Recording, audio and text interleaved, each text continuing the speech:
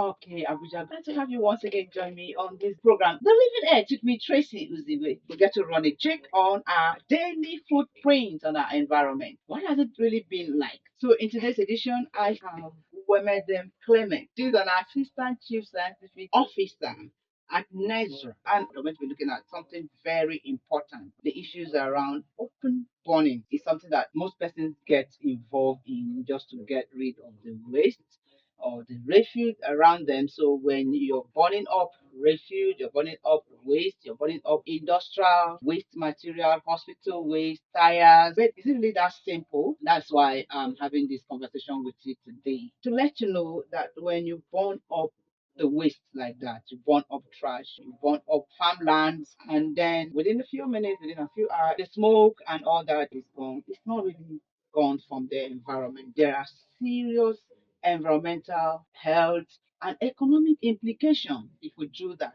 So we'd like you to get to know about this so that the next time you're tempted to just set a heap of refuse at place, you can think of this and do something more productive or more sustainable about the waste.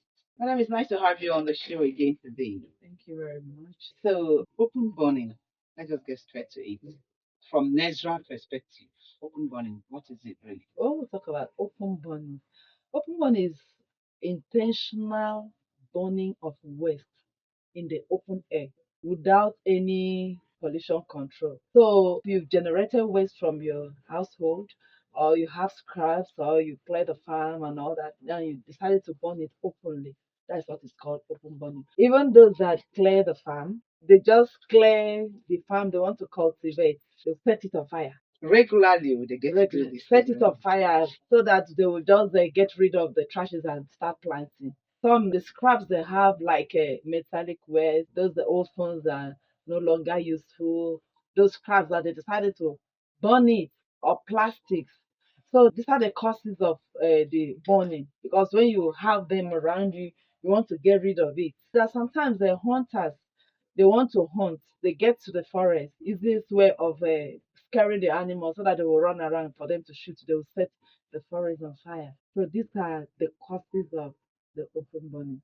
Yeah, and then most times when you talk of animals, they're not even like really big animals, as small as the rat.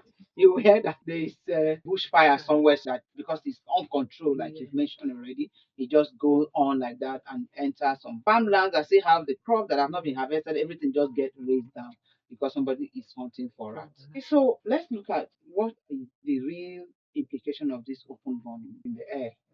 Let's start talking about the impact, what it causes when we just do that burning and thinking that that is a very simple solution, but it has this complex repercussion. The open burning has great impact negatively to human beings and to the environment as well. So I will start from the human beings.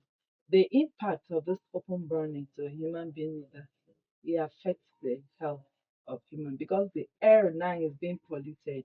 You know, there are some toxics that are in the smoke that from the trashes you burn.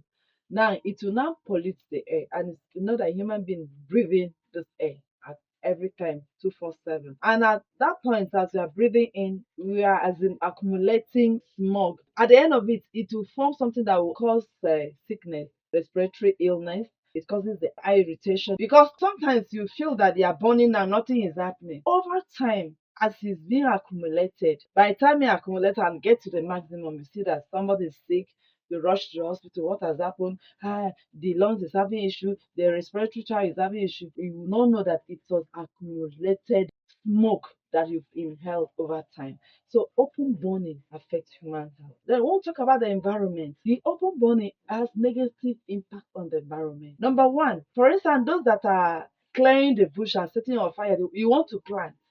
Now you set it on fire, you've destroyed the nutrient there. The nutrient that's supposed to help the crops to yield very well, you've destroyed it. So it will affect the yield, crop production. At the end of it, you say, this year my farming had issue, I did not have better yield and all that because you set the farm on fire, which is not supposed to be. And not only that, as you're burning, the smoke flies, it deposits on water bodies, pollutes the water bodies, and people will get there, fetch the water and drink. The leaves that are nearby, the toxins have been deposited there. You go and use it. It affects you. Even the air is being polluted. There's what we call ozone layer. This ozone layer protects the sun from hitting humans directly. But now, when there's a continuous open burning, there's what we call greenhouse gases that are being released into the atmosphere. They will now break through, destroy the ozone layer that was supposed to protect the sun from reaching humans. So when it has perforated the ozone layer, now it's porous. The sun cannot hit human directly. And of course, you know that that direct infrared hitting human is not healthy at all. So it affects both human, it affects the land, affects animal, affects everybody around, thereby changing the climate. But Madam Clement, are there laws? I know NESRA, yes, regulate everything about our environmental laws, policies, and stuff like that.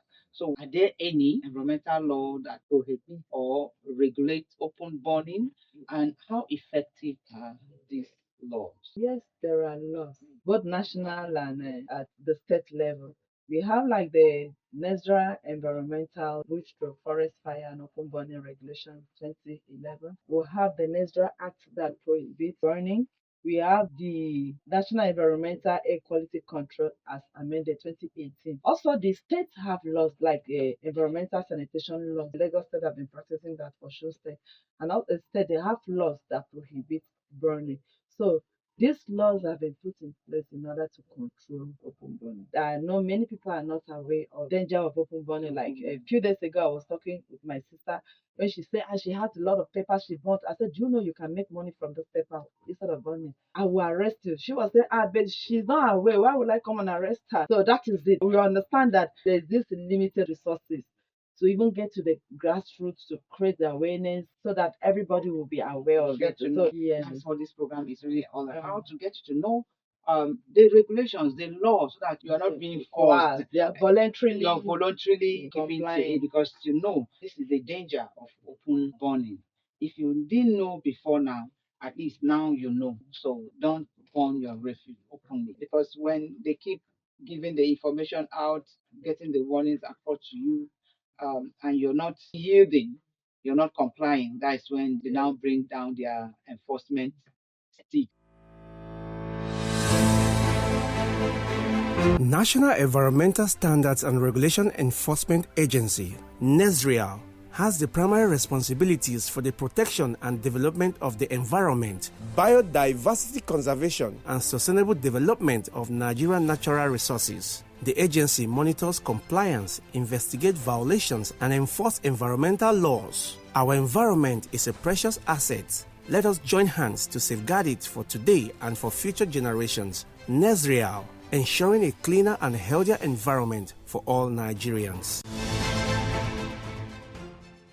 What should communities be doing as an alternative to open burning? Okay, right now, as we are creating the awareness, we expect the community to come together. What they need to do to set up a system like the waste disposal system. If the community can come together, obtain those receptacles that they can do segregation. As source. Yes, as source now. You separate the household garbage that you know that is biodegradable. Then the plastic you select, the metals you select, keep them aside. And you know that all these things are money. You can sell them because they can be recycled. Even the household waste, the food material that remains can be used as manure. You keep it, it decays, can be used as manure. Very good. So this is what the community should do. They should come together, educate themselves, create awareness among the people. They also need to set up a kind of fire watch that they'll be monitoring. If they see any incidents of maybe burning or flame, they can just the squad to go there to check what is happening. Before it gets out of hand. Yes, before it gets out of hand. So these are what the community should do. So what are the risks of open burning during the time season? I think that one is just too open for everyone. The fire can just Of escalate. course, you know that everything is dry and any little ignition, yeah, it will just spark everywhere. And sometimes you may be burning, you don't know that it's fuel So and somewhere get to else. somewhere else and start burning, and it will spread like that. So we should just desist from that. We should not Especially even this talk about it. period, several markets are within this time. Why? Maybe most times you can even finish and say, okay, I'm done. But there's one tiny one still left Still there. left behind. And you won't know in the night when everywhere is so dry and the wind is blowing everywhere. Before you know it, that one now get carried off to somewhere else. It's going to become criminal at some point because look at the effect, look at the negative impact of open burning. So just do what you can to manage your waste and stop open burning, especially this dry season. Thank you so much, Madam Clement and NESRA, for giving us this opportunity. So NESRA have a website, right? Exactly. Can you give us that? So that Yes, NESRA website is www.nesra.gov.ng. or you send text messages only to 070-3751-9110. 070-3751-9110. For me, Tracy, stop open burning. Our planet is changing and the clock is ticking. But amidst this crisis, there is hope, innovation, and resilience. Join me each week. The environment which you live is very much alive as I uncover the truths, the challenges, and the champions of our environment, because the future depends on what we do